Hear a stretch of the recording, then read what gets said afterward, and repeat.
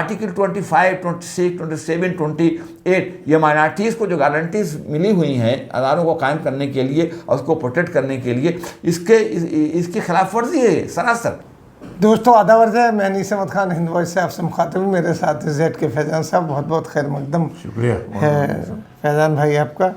फैज़ान भाई, एक नई चीज़ चली है यूपी में, आसाम में तो पहले से भी थी, यूपी में शुरू हुई मदरसों का सर्वे, और वो भी मदरसे यूपी में जो कि रजिस्टर्ड नहीं है, प्राइवेट भी नहीं मस्जिदों में चलते हैं, घरों में चलते हैं, उनका सर्वे करा रहे हैं वो।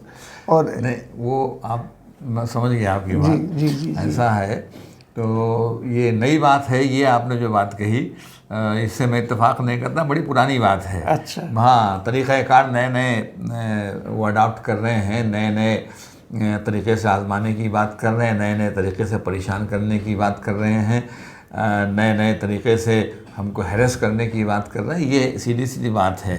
अदरवाइज़ असम की बात आपने कही, यूपी में मैं खुद जो है 2 साल पहले एक प्रोग्राम में गया था। 2 साल का बाद क्या, तो 3 साल पहले कह सकता हूँ, कोरोना में।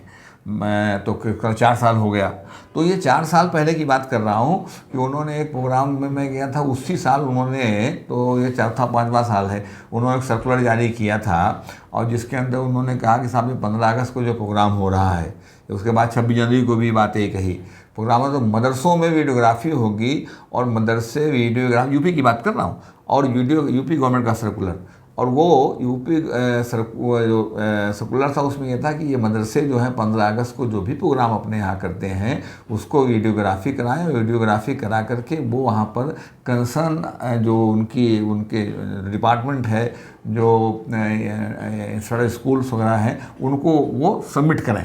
तो मैंने उस पर एतराज़ किया था, मैं बोला भी था, और रिएक्शन भी उस पर हुआ था कि भाई आप मदरसों का क्यों वो कर रहे हैं। अगर आपको कोई वीडियो रिकॉर्डिंग करानी है और कि क्या स्कूलों के अंदर प्रोग्राम हो रहे हैं, तो वो सबके लिए सर्कुलर जारी कीजिए। अपना मदरसे को आप अलग कर रहे हैं, मदरसे से के ऊपर कोई क्वेश्चन मार्क लगा रहे हैं। तो ये तो 4-5 साल पहले से की बात है, तब से सिलसिला चला रहा है, लेकिन वहाँ पर कोई आवाज़ उस तरह से नहीं उठी। थोड़ा मोड़ा लोगों ने रिएक्ट किया, जैसे मैं ही गया तो मैं बहुत उसी के ऊपर, इत्तेफाक से सर्कुलर था 15 अगस्त को, तो मैं उसी के ऊपर बोला कि क्या तमाशा हो रहा है, ये वायलेशन ऑफ कॉन्स्टिट्यूशन है। और उसके बाद से उस सिलसिला मुस्तकिल चलता रहा। कोरोना में ज़माने में प्रोग्राम उस तरह के नहीं हुए, तो ये चीज़ें मंजरेआम पर नहीं आई। हो सकता है जहाँ हुआ होगा फिर सर्कुलर तो था, क्योंकि पिछले साल कोरोना हट गया था, बात हो रही थी, सर्कुलर था।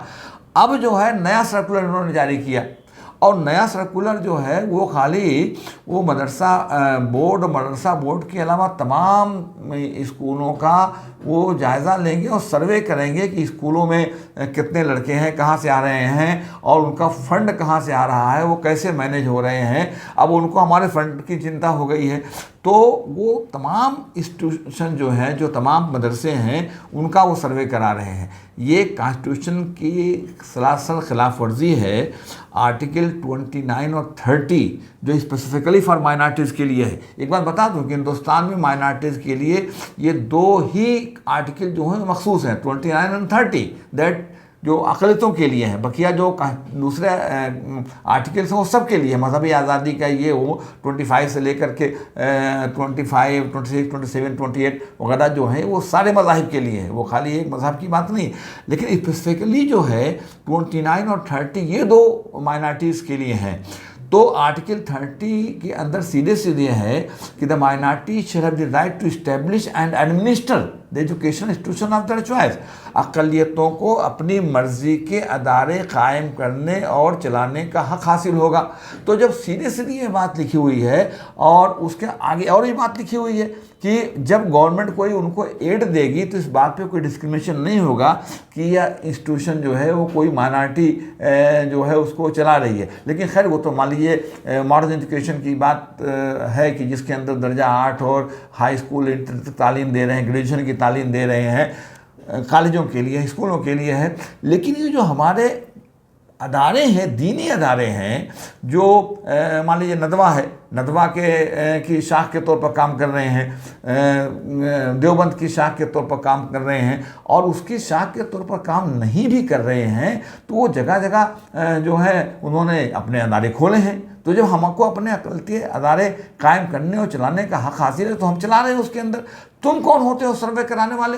अगर आपको सर्वे कराना है किसी बात को लेकर के तो आप पूरे जितने भी स्कूल्स हैं, मदरसे को जितने भी स्कूल हैं उनको कराइए, मठो चला रहे हैं तो कराइए, शिशु मंदिर वाले हैं उनको कराइए, हमें कोई इतराज़ नहीं है। आप एक जनरल आर्डर कीजिए कि हम सारे के सारे जो अदारे हैं, जो जो जो इस तरह के स्कूल्स हैं उनका कराएंगे, हमें कोई इतराज़ नहीं। लेकिन आप खाली हमारे जो मुस्लिम्स के जो इंस्टीट्यूशंस हैं, जो मुस्लिम के अदारे हैं, जो मदरसे ख़ास तौर पर जिसकी बात आप कर रहे हैं उनका कराएंगे तो गलत है। अब वो एक पपेट उनको मिला हुआ है, उनका वो तो मिनिस्टर क्या है, सिंपली एक क्लर्क जो उसको ऊपर से आता है वो कर देता है। अब वो मदरसा बोर्ड का जो चेयरमैन है और मदरसा बोर्ड का जो मिनिस्टर है, मेरा मतलब माइनॉरिटी डिपार्टमेंट का जो मिनिस्टर है माइनॉरिटी अफेयर्स का, ये सब मिलकर के सर्कुलर जारी कर रहे हैं। वो सरकार की तरफ से कर रहा है, मदरसा बोर्ड की तरफ से कर रहा है। मदरसा बोर्ड तो अपने उन्हीं के लिए कर सकता है जो मदरसा बोर्ड के अंदर में है। हालांकि मदरसा बोर्ड जब उसको मॉडर्नाइजेशन के नाम पर मदरसों की इमदाद देने की बात आई और खटाखट लोगों ने उस पर रजिस्टर कराना शुरू किया, तो मैंने कहा भैया एक दो टीचर के चक्कर में, मैं बहुत बोला उसके ऊपर, मैंने कहा एक दो टीचर के चक्कर में आज आप जा रहे हैं इमदाद लेने के लिए, कल को वो आपको इसी बहाने जो है घुसपैठ करेंगे और धीरे धीरे अपनी चीज़ें, तो पहले उन्होंने अपना कोर्स नाफिज किया, फिर उन्होंने ये किया, धीरे धीरे करते करते अब वो डिक्टेट करने लगे हैं। तनख्वाह 2-2 साल से नहीं मिली हुई है, 1.5 साल से, 2.5 साल से मदरसे में जो सरकार वक्फ बोर्ड मदरसा बोर्ड को देनी है नहीं दे रहा है, वहाँ तो कुछ नहीं कर पा रहा है, लेकिन यहाँ सर्कुलर जारी करके उनको कर रहा है। अब जो सर्कुलर जारी किया है वो मिनिस्ट्री की तरफ से, माइनॉरिटी मिनिस्टर की तरफ से, माइनॉरिटी डिपार्टमेंट की तरफ से जारी किया गया है। अब वो तमाम मदरसों के लिए किया है। अरे भाई आप हमारे मदरसे में होते कौन है सर्वे कराने वाले? हमें कोई एतराज़ नहीं है, आप सारे मदरसों के लिए कराइए। आर्टिकल 25, 26, 27, 28 ये माइनॉरिटीज़ को जो गारंटीज मिली हुई हैं अदारों को कायम करने के लिए और उसको प्रोटेक्ट करने के लिए, इसके खिलाफ वर्जी है सरासर। ये तो भाई बड़ी जुल्म और ज़्यादती की बात है। अभी आसाम की जो बात आप अनिस साहब कर रहे थे, आसाम में क्या हुआ? उन्होंने पहले तो मदरसे के जो थे उसने सरकारी इमदाद करने का काम किया। चलो भाई सरकारी इमदाद नहीं करेंगे, उसके प्रोटेक्शन में काम नहीं होगा, फला होगा। पिछली सरकार बड़ी बहुत एपीसमेंट करती थी। अब जो मुसलमान अपने पैसे से चला रहे हैं, जो मुसलमानों ने 1-1 रुपया, 2-2 रुपया, 10-10 रुपया, 100 रुपया जो चंदा करके उन्होंने, अब ये बड़े परेशानी कि पैसा कहाँ से आता है? अरे भाई हमारे पास इस्लामिक फंड है, ज़कात है, हमारे पास दुनिया भर के तमाम फंड हैं, तो हम उस फंड से इन बड़े बड़े अदारों को चलाते हैं। हम तो उसका पूरा अगर सही मानों में इस्तेमाल करें तो ये क्या अदारे हैं, हम इसके कहीं ज़्यादा चला सकते हैं। लेकिन बहरहाल जो भी चल रहे हैं, अब आपको परेशानी है कि पैसा कहाँ से आ रहा है।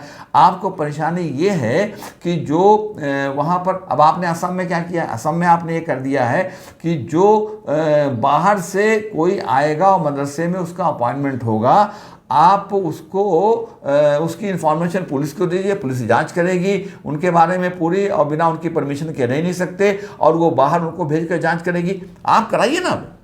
जितने भी आप कहते हैं ना भाई, कहीं कोई एम्प्लॉई आता है, कहीं कोई रखा जाता है, उसका क्या KYC जानने का पूरा अख्तियार होता है, आप वेरिफिकेशन करवा सकते हैं, करवाना चाहिए। लेकिन ये जनरल आर्डर होना चाहिए कि असम के अंदर कोई भी किसी भी अदारे के अंदर अगर कोई बच्चे बाहर से टीचर आता है, बाहर से पढ़ाने वाला आता है, चाहे शिशु मंदिर में हो, चाहे कहीं हो, चाहे मठ से के तह चल रहा हो, चाहे वो हाई स्कूल में चल रहा हो, इंटर में चल रहा, कहीं पर भी कोई बाहर से टीचर आता है, पढ़ाने के लिए आता है, तो उसका हम उसके बारे में पता करेंगे, उसके बारे में पुलिस वेरिफिकेशन होगा, उसके बारे में उस अदारे को इन्फॉर्म करना पुलिस को ज़रूरी है कि आज हमारे यहाँ ये शख्स आया है। लेकिन ये जनरल आर्डर आप कीजिए ना भाई। आर्टिकल 19 के अंदर हिंदुस्तान के freedom of speech and expression है, उसके अंदर ये मौजूद है कि फ्री मूवमेंट होगा थ्रू आउट द कंट्री। तो फ्री मूवमेंट क्या होगा? हम कहीं जाएंगे आसाम में पढ़ाने के लिए तो हमको पुलिस वेरिफिकेशन देना पड़ेगा, है ये प्रोविजन है। वो एक अलग बहस है, उस पर मैं बोला हूँ कि ऐसा क्यों। नेपाल में आप बिना परमिट के जा सकते हैं, अरुणाचल में नहीं जा सकते, नागालैंड में नहीं जा सकते। लेकिन ये हिंदू मुसलमान का सवाल नहीं है, मदरसों का, मठों का क्या जरिया जो चलाए वो सबके लिए है। तो सबके लिए आप कीजिए। आप डिस्क्रिमिनेशन हिंदुस्तान के कॉन्स्टिट्यूशन की रोशनी में नहीं कर सकते। जो हिंदुस्तान का प्रियम्बल कहता है, जो हिंदुस्तान का आर्टिकल 19 कहता है, जो हिंदुस्तान का आर्टिकल 21 कहता है कि आपको एक डिग्निटी के साथ जिंदा रहने का हक हासिल है, तो लाइफ एंड लिबर्टी की जो गारंटी देता है, लेकिन वो इज्जत के साथ ज़िंदगी गुजारने की गारंटी देता है। तो ये इज्जत है, ये बेइज्जती है। आप जो है मुसलमानों को अलग करके उनसे सवाल पूछ रहे हैं, ये सरासर ज़्यादती है, सरासर जुल्म है, ये सरासर नाइंसाफ़ी है, ये सरासर वायलेशन ऑफ द कॉन्स्टिट्यूशन है और इसके खिलाफ सफयारा होगा, लड़ना होगा। आज जो सूरत हाल मुल्क में पैदा हो गई है, आप नमाज नहीं पढ़ सकते, आप ये नहीं कर सकते, सड़कों पे नमाज नहीं पढ़ सकते थे, माल में कहीं पढ़ लिया तो उस पर वावेला हो गया। अभी भोपाल में कहीं कोई माल था, उसमें किनारे की तरफ मैं देखा, फोटो भी आ रहा था, वहाँ पर उन्होंने वायला कर दिया। और तो और अभी हंगामा इस बात पे हो गया कि मुरादाबाद के अंदर आपने देखा होगा, अनीस साहब परसों नरसों की खबर है कि वो अपने गांव में और अपने मकान में वो उसकी परमिट किया हुआ है, वहाँ लोग नमाज पढ़ रहे हैं। जाहिर सी मस्जिद की फैसिलिटी नहीं होगी या दूर होगी वहाँ वो, तो अब वो ये कह रहे हैं कि साहब यहाँ पर नमाज क्यों पढ़ रहे हैं, यहाँ पर नमाज वो कलेक्टिव नमाज क्यों पढ़ रहे हैं। अब उनको पता नहीं कि जमात का क्या इस्लाम में कॉन्सेप्ट है, तो कहते हैं कि साहब कलेक्टिव नमाज क्यों पढ़ रहे हैं, मतलब वो दिखाई न पड़े कि आप नमाज यहाँ पढ़ रहे हैं, कल को कहेंगे बाउंड्री में नहीं पढ़ने देंगे। अब इनसे पूछिए कि जो मंदिर सड़क पे है, जो मेला लगता है, जो पूजा होती है, कांवड़ियों की तो बात छोड़ दीजिए, 15-20 रास्ता बंद रहता है, लेकिन जो आम मंदिर है, आम मंदिर को आप देख लीजिए कि वो जो मेला लगता है, आम मंदिर में जो पूजा होती है, घंट बजता है, हमें उस पर कोई एतराज़ नहीं है। लेकिन ये कि आप कौन होते हैं, अरे भाई यही हिंदुस्तान का कल्चर है, यही हिंदुस्तान की तहजीब है। यहाँ सब लोगों को मिल करके रहना है, मिल करके चलना है, भाईचारगी से रहना है। आप अपने मज़हब पर, हम अपने मज़हब पर, लेकिन जो मुनाफरत फैलाने वाले लोग हैं, मैं समझता हूँ सरकार क्या नोटिस लेगी, इसलिए डिफरेंट तंजीमों को, डिफरेंट पार्टीज़ को खड़ा होना पड़ेगा और मुसलमानों को खुद ये सोचना पड़ेगा। जो हमारे मुस्लिम लीडर्स हैं उनसे मैं कहना चाहता हूँ कि आप एक बैठ करके सर जोड़ के बैठिए और देखिए कि आखिर ये क्या हो रहा है और धीरे धीरे आप कहाँ जा रहे हैं। कहीं ना कहीं कदगन लगाना पड़ेगा। खाली ये कहने से कि सब्र तहम्मुल से काम लीजिए, सब्र तहम्मुल से काम लीजिए, सब्र तहम्मुल करते रह जाएंगे और ये नौजवान नस्ल आपके हाथों से निकल जाएगी। जैसे वो जुमा का जब वो आहत रसूल का मामला हुआ था और जुमा को आपकी सारी अपीलों के बावजूद भी नौजवान मैदान निकल करके सामने आ गया था। जिस दिन मुस्लिम नौजवान आपके हाथों से निकल जाएगा, वो हिंदुस्तान के लिए ख़राब दिन होगा। चलिए मैं कहता हूँ कि ऐसी चीज़ ना हो। बहुत बहुत शुक्रिया। नहीं होना चाहिए, बिल्कुल नहीं होना चाहिए। मैं तो कह रहा हूँ क्या आपने इसको डिटेल बताया। इसी के साथ हम आपसे लेते हैं विदा। अगले अंक में फिर किसी दिन जेड के फैजान साहब के साथ हाजिर होंगे। तब तक के लिए दीजिए हमें इजाज़त।